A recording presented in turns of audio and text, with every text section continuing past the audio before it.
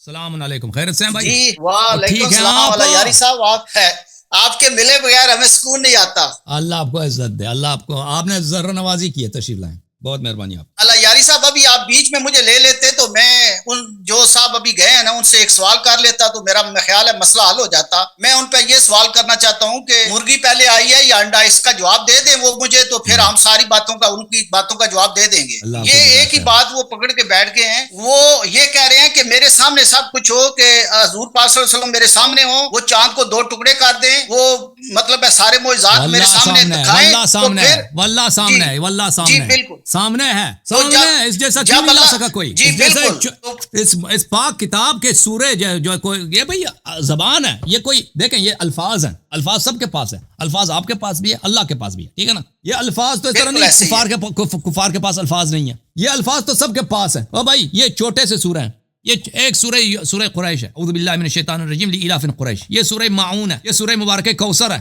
دیکھیں ایک دو لائن بھی نہیں ہے، اللہ دیکھیں 2 لائن بھی نہیں ہے، 2 لائن سے بھی کم ہے، یہ بھی موٹے موٹے کر کے لکھے اس نے، وہ چھوٹے لکھتا ہے تو ایک لائن بھی نہیں بن جاتا.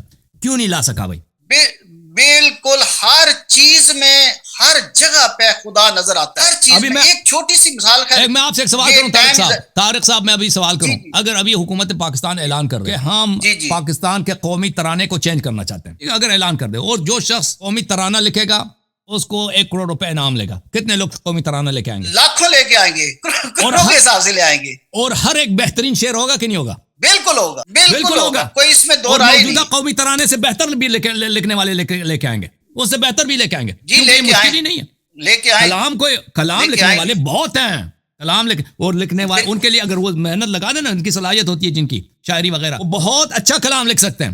تو اب مجھے سمجھائیں، اگر یہ اللہ کا کام نہیں ہے، نبی صلی اللہ علیہ وسلم ہمارے مکہ میں رہتے تھے، کبھی کسی استاد کے پاس تو نہیں گئے نا؟ کسی استاد کے پاس گئے تھے وہ؟ بالکل ایسے نہیں، کسی ٹیچر، کوئی اسکول، کوئی کچھ بھی نہیں ہے. اگر یہ ان کا اپنا نستجیر باللہ من گڑت باتیں، تو اس جیسا ایک سطر کوئی کیوں نہیں لا سکتا؟ کیوں نہیں لا سکتا؟ یہ شق القمر ہے کہ نہیں ہے بھائی؟ جی بالکل صحیح، یہ شق القمر سے بھی بڑا ہے. نہیں یہ کوئی دلیل یہ ماننے کے لیے تیار ہی نہیں ہے کسی طرف سے. تو پھر یہ سیدھا سیدھا کہیں نا جی بھائی وہ سارے پیغمبر میرے سامنے آ جائیں اور میرے سامنے سب کچھ کریں تو پھر میں مانوں گا، یہ تو کوئی بات نہ ہوئی نا. یہ قرآن ہمارے پاس معجزہ ہے، اس میں حضور پاک صلی اللہ علیہ وسلم کی صفات لکھی ہوئی ہیں، جو پہلے پیغمبر گزرے ہیں ان کی صفات لکھی ہوئی ہیں، ان کی باتیں لکھی ہوئی ہیں، تو ان پہ ہی ایمان لگانا ہے. جس اللہ نے اسی بندے کو، اسی میرے بھائی کو جو زبان دی ہے، آنکھیں دی ہیں دیکھنے کے لیے، کان دیے سننے کے لیے، ایک گوشت کا لوتھڑا جو ہے وہ سن رہا ہے، ایک گوشت کا لوتھڑا دیکھ رہا ہے، یہ دیکھنے کی صلاحیت کہاں سے آ گئی؟ یہ سوننے کی صلاحیت کہاں سے آ گئی؟ یہ سب کچھ میرے رب کا کمال ہے. یہ سورج، چاند، ستارے، یہ میرے رب کا کمال ہے. زمین ہے وہ بے ذائقہ ہے، اس میں کروڑوں ذائقے بھر دیے اللہ تعالیٰ نے، یہ میرے رب کا کمال ہے. اللہ تعالیٰ ہر جگہ پہ نظر آتا ہے، پتہ نہیں نا کیوں نہیں آتا. یہ مانتے ہیں جی اللہ کو مان رہے ہیں، جب اللہ کو مان رہے ہیں تو اللہ کے قرآن کو مانو، جب اللہ کے قرآن کو مانو گے تو پھر اللہ کے پیغمبروں کو بھی مانو گے، خود مانو گے. یہی دلیل ہے ان کی. اللہ آپ کو عزت دے، اللہ آپ کو سلامتی دے. طارق صاحب کیا حساب کتاب ہے آپ کا آج کل؟ خبریں کیا ہیں مولویوں نے کیا سوال بھیجے ہیں آج میں اصل میں اپنے بھائی سے گزارش کرنا چاہتا ہوں. میں چاہتا ہوں کہ حضور پاک صلی اللہ علیہ وسلم کی امت جو ہے نا وہ بھائی بن کے رہے، اور جو آپ صحابہ،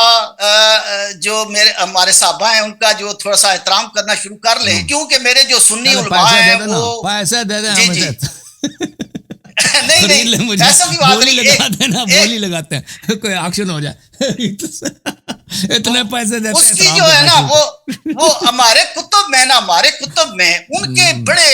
اچھا ایک اور بات ہے، آپ بھی حضور پاک صلی اللہ علیہ وسلم کے سپاہی ہیں نا، یہ مانیں گے آپ مجاہد ہیں اللہ کے؟ سپاہی ہونے کے لائق نہیں ہوں، میں ان کا خاک پا بھی نہیں ہوں، میں رسول صلی اللہ علیہ وسلم کا، میں ان کے امتی ہونے کے لائق بھی نہیں. ہم تو پیغمبر پہ ہمارا سب کچھ فدا ہے، ہمارے بچے فدا ہوں، ہمارے بار فدا ہوں، ہمارا ماں باپ فدا ہوں. رسول صلی اللہ علیہ وسلم میں دلیل دیتا ہوں، یہاں پر میں دلیل دیتا ہوں صلی اللہ علیہ وسلم. سب خوبیاں، سب دنیا کی جتنی خوبیاں ہیں رسول صلی اللہ علیہ وسلم کے صدقے ہیں. اور جو شخص ان سے محبت نہیں کرتا، اپنے سے زیادہ ان سے، اپنے بچوں سے زیادہ ان سے محبت نہیں کرتا، اپنے ماں باپ سے زیادہ ان سے، وہ مسلمان نہیں ہے، مومن نہیں ہے. ہم کون ہیں؟ رسول صلی اللہ علیہ وسلم کون ہے؟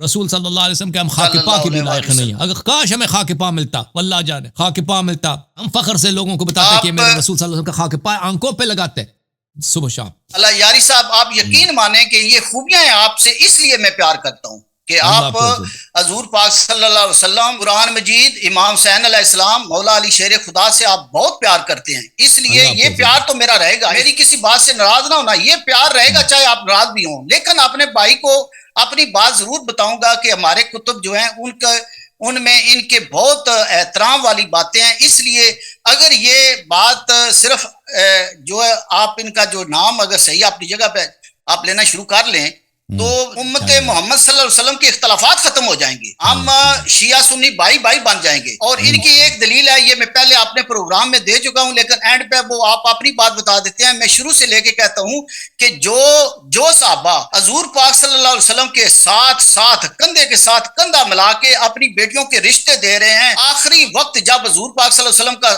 آیا تو اس وقت وہ صحابہ موجود تھے. حضور پاک صلی اللہ علیہ وسلم نے اپنی زندگی میں کتنی جنگیں کی ہیں، ان کے ساتھ کیوں نہیں جنگ کی؟ کہ اگر ان کے ایمان فارغ ہو گئے تھے تو آپ تھوڑا سا سوچیں، آپ پلیز اس بات پر سوچیں، وہ ان کے ساتھ رہے ہیں، ہر جگہ پر ساتھ رہے ہیں، یہ آپ مانیں گے، آپ کے کتب میں بھی ثابت ہوگا.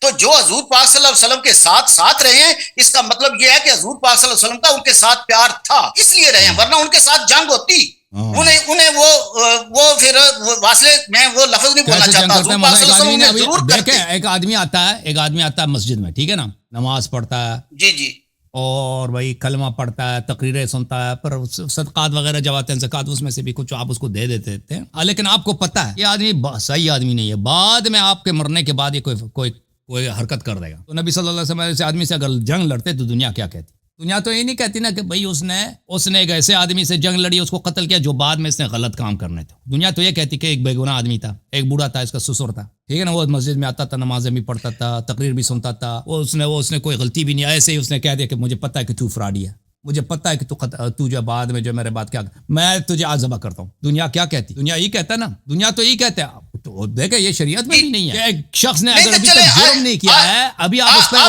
اس کو ذبح کر دیں. ابھی آپ کے پاکستان میں دیکھیں، اگر کسی جج کو پتہ چل جائے آپ کے پاکستان میں یہ آدمی کل جا کے فلان جگہ پہ کیا کرے گا، یہ آدمی جو ہے رشوت لے لے گا، ابھی سے اس پہ رشوت کا مقدمہ چلا دے، اس کو جیل میں ڈال دے. یہ نہیں ہو سکتا بھائی، یہ کسی قانون میں نہیں ہے، نہ دنیائی قانون میں نہ شرعی قانون میں. رسول صلی اللہ علیہ وسلم نے خبردار کیا. دیکھو پیغمبر نے فرمایا کہ جو جنگ سے بھاگے گا وہ میرا نہیں، وہ جہنمی ہے. جھنڈا دے دیا ان کو، بھائی کمانڈ دے دی کہ جاؤ یہودیوں سے لڑو، بھاگ کے آ گئے نا. آپ اس جگہ پہ رک کے میری بات سنیں گے تو پھر مزہ ہے نا. آپ رک نہیں رہے، رکے نا اسی جگہ پہ. اگر انہوں نے یہ بات جنگ میں تو کہہ دی تو پھر جب آخری وقت آیا تو وہ حضور پاک صلی اللہ علیہ وسلم کے پاس کیا لینے گئے تھے؟ جہاں پر شیر خدا موجود ہیں، اتنی طاقت والے انسان موجود ہیں، تو وہ آخری وقت میں کیا لینے گئے تھے ادھر؟ آخری وقت سے کیا مراد ہے آپ کا؟ میرا یہ ہے کہ جب حضور پاک صلی اللہ علیہ وسلم آخری وقت آیا تو حضرت عمر فاروق رضی اللہ تعالیٰ موجود تھے. حدیث قرطاس کی بات ہے، رسول پاک صلی اللہ علیہ وسلم نے وصیت لکھانا چاہے نا، انہوں نے صحابہ نے مخالفت کیا، گالی بھی دیا پیغمبر کو. میں کہہ رہا ہوں نا کہ جب ان کا ایمان خارج کر دیا وہ جنگ سے بھاگ گئے. وہ کون سی فخری پیغمبر کے آخری ایام کی اگر بات کر رہے ہیں تو وہی حدیث قرطاس ہے. نبی صلی اللہ علیہ وسلم نے ان کو ذلیل کر کے گھر سے نکال دیے صحابہ کو. کون سے وہ تو سب صحابہ کو کہا کہ آپ نکل جائیں، سب کو کہا، وہ سب کو کہا ہے، سب کو نکال دیا وہاں سے. صحابہ نے بالخصوص ان صحابہ کو جنہوں نے پیغمبر کی بے عزتی کی ہے، گالی دیا، ٹھیک ہے نا. آپ کسی اپنے عالم کو لے کے آئے، مجھ سے گفتگو کریں کہ حدیث قرطاس میں کیا ہوا، صحابہ نے کیا بے حرمتی کی ہے، بولا ہے کہ رسول صلی اللہ علیہ وسلم احزیان کہہ رہے ہیں یا نہیں بولا ہے؟ اللہ یاری صاحب، میری گزارش اگر نقطے پہ جائیں گے تو بات وہیں اچھی لگے گی نا. کہ جب حضور پاک صلی اللہ علیہ وسلم نے پتہ چل گیا کہ جب جنگ میں وہ بھاگ گئے، پیٹھ دکھا دی، آپ کے اتنے کلپ سنے ہوئے ہیں، کوئی اندازہ ہی نہیں، ان کا ایمان فارغ ہو گیا. جب ان کا ایمان فارغ ہو گیا تو پھر آخری وقت حدیث قرطاس جو ہے وہاں پر حضرت عمر فاروق رضی اللہ تعالیٰ عنہ کیوں گئے؟ اگر گئے تو ادھر مولا علی شیر خدا اتنے طاقتور انسان موجود تھے، انہیں کیوں آنے دیا؟ بھائی جب وصیت لکھایا جاتا ہے سب کے سامنے، دوست اور دشمن کے سامنے، تاکہ سب پہ حجت ہو. وصیت اس لیے نہیں، چھپکے سے کوئی وصیت نہیں لکھتا، بالخصوص ایسا وصیت جو بعد میں اس میں نزاع کا سبب بن جاتا ہے. وصیت اسی لیے لکھایا جاتا ہے تاکہ سب لوگ دیکھ لیں، تاکہ بعد میں کوئی اس کی مخالفت نہ کر سکے کہ بھئی یہ وصیت ہی جعلی ہے. اگر امیر المومنین علیہ السلام سب کو نکال دیتے، دو تین آدمی کو رکھ دیتے، باقی کو نہیں، پر وصیت کی ویلیو کیا رہتی؟ حجت ہوتا ہے. وما علی الرسول الا البلاغ المبین، رسول اللہ صلی اللہ علیہ وسلم پہ بلاغ مبین واجب ہے. ملاحظہ فرمائیے، کتاب ہے صحیح بخاری جلد نمبر 4، یہ ترجمہ ہے عبد الستار الحماد صاحب کی. ملاحظہ فرمائیں یہاں پر حدیث نمبر 4431 ہے، ٹھیک ہے بھائی. اس میں یہ الفاظ دیکھ لیں بھائی، صحابہ نے کیا کہا جب انہوں نے کہا کہ رسول صلی اللہ علیہ وسلم کی مرض میں شدت پیدا ہو گئی. اردو میں پڑھ رہا ہوں، میرا ترجمہ نہیں آپ لوگوں کا. اس دن رسول اللہ صلی اللہ علیہ وسلم کی مرض میں شدت پیدا ہو گئی. اس وقت آپ نے فرمایا میرے پاس آ جاؤ، میں تمہیں کوئی دستاویز لکھ دوں کہ اس کے بعد تم کبھی صحیح راستہ نہ چھوڑو گے. لیکن وہاں اختلاف پیدا ہو گیا، حالانکہ نبی صلی اللہ علیہ وسلم کے سامنے اختلاف نہیں ہونا چاہیے. کچھ لوگوں نے کہا آپ کا کیا حال ہے، کیا آپ شدت مرض کی وجہ سے بے معنی کلام کر رہے ہیں؟ بے معنی کلام کا کیا مطلب ہے؟ عربی میں جو لفظ ہے حجرہ ہے. نہیں ایسی بات تو خیر نہیں کہنی چاہیے. اگر یہ دیکھیں نا جی بالکل صحیح. بھائی نبی صلی اللہ علیہ وسلم کی توہین کفر ہے بھائی. نہیں کہنا چاہیے، کیا مطلب کفر ہے؟ صحیح بولو نا. ابھی آپ کے پاکستان میں مقدمے چلتے ہیں کوئی بھائی کس نے کیا آپ یہ ہمارے پاس ہزاروں حدیث وہ کہتے ہیں جی ضعیف حدیث آ گئی، ضعیف حدیث آ گئی، یہ بخاری ہے، یہ بخاری ہے، یہ ضعیف کہاں ہے؟ بخاری ہے، صحیح بخاری، صحیح بخاری ہے، صحیح بخاری، صحیح بخاری. اچھا اللہ یاری میرے بھائی، میں اس طرف آ جاتا ہوں کہ مان لیتا ہوں کہ ان کے اعمال کا حساب نہ میں نے دینا ہے نہ آپ نے دینا ہے، تو ہم کیوں اس چکر میں پڑے ہوئے ہیں؟ تو یہ نہیں کہنا کہ نبی صلی اللہ علیہ وسلم کے ساتھ تھے، ساتھ نہیں تھے نا. جو نبی صلی اللہ علیہ وسلم کو بستر مرگ پر، بستر موت پہ وصیت نہیں لکھ، وہ بھی کیسا وصیت کہ میں ایسا وصیت لکھوں گا کہ تم اس وصیت کے بعد کبھی صحیح راستے کو نہ چھوڑو گے، یعنی تم سب کی ہدایت ہوگی. دیکھو اس کو کہہ دینا کہ بھائی یہ تو ہذیان کہہ رہے ہیں. اب آپ خود سوچ لو بھائی، جو نبی صلی اللہ علیہ وسلم آخری یوم میں، آخری دن میں اس کی نبوت کا انکار کر رہے ہیں. بھائی جو بکواس کرتا ہے نستجیر باللہ، جو ہذیان کے، وہ نبی ہو ہی نہیں سکتا. ٹھیک ہے نا. اللہ ایسے شخص کو کبھی بیچتا بھی نہیں ہے کہ اس کی عقل کبھی چلے پاگل ہو جائے ایسے ہی اپنے سے باتیں شروع کرے. تو آخری دن میں جو صحابہ نے نبی صلی اللہ علیہ وسلم کے نبوت کا انکار کیا ہے، ٹھیک ہے نا، اس کا شہادت دے دو نا تم لوگ. اب بولو نا. وہ دلیلیں بڑی ہیں لیکن میں دیتا نہیں، ٹائم بہت لمبا ہو جائے گا. ایک سوال کر کے پھر آپ جواب دیتے رہنا کیونکہ ٹائم لاسٹ آپ کا ہو گیا. میں صرف سوال کر کے چلا جاؤں گا، صرف سوال کر. ایک بڑے عالم کو لے کر وہ دلیل جی جی سوال میرا یہ ہے کہ میں مولوی حضرات آ جائیں. جی اچھا آج میرا سوال ذرا مختلف ہے. پٹھان کے ساتھ مناظرہ ہوا تھا، آپ نے دیکھا ہے عامر صاحب کے ساتھ؟ وہ بھی دیکھا ہے بالکل.